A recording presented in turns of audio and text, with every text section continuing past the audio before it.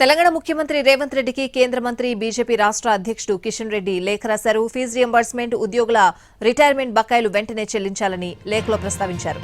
ఉపాధ్యాయులు, ఉద్యోగులు, యువత, పెన్షనర్లు, కళాశాలల యాజమాన్యాల విషయంలో రాష్ట్ర ప్రభుత్వం అనుసరిస్తున్న విధానం నిర్లక్ష్య ధోరణిపై ఆగ్రహం వ్యక్తం చేశారు. 14 నెలల కాంగ్రెస్ పాలనలో ఆయా వర్గాలేవీ సంతృప్తిగా లేరనే ఎన్నికల్లో ఇచ్చిన హామీలను సైతం ఉద్దేశపూర్వకంగానే నీరుగారుస్తున్నారని విమర్శించారు. ప్రజలకు దక్కాల్సిన న్యాయమైన హక్కులను కాలరాస్తున్నారన్న కిషన్ రెడ్డి ఆఖరుకు ఉద్యోగులకు, పెన్షనర్లకు రొటీన్గా అందాల్సిన చెల్లింపులను, రిటైర్మెంట్ బెనిఫిట్స్ ను కూడా చెల్లించకుండా జాప్యం చేయడాన్ని తప్పుపట్టారు.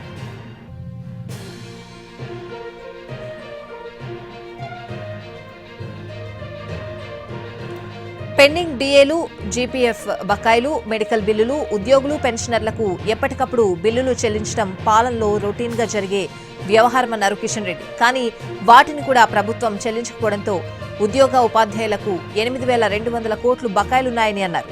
ఉద్యోగ, ఉపాధ్యాయ, పెన్షనర్లపై ప్రభుత్వం అనుసరిస్తున్న నిర్లక్ష్యానికి ఇంతకంటే నిదర్శనం ఏం కావాలని ప్రశ్నించారు.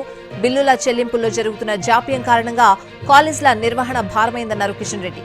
ఇప్పటికే పదుల సంఖ్యలో కాలేజీలు మూతపడ్డాయన్న ఆయన 90% కాలేజ్ యాజమాన్యాలు సిబ్బందికి జీతాలు ఇవ్వలేక మూతపడుతున్నాయని అన్నారు.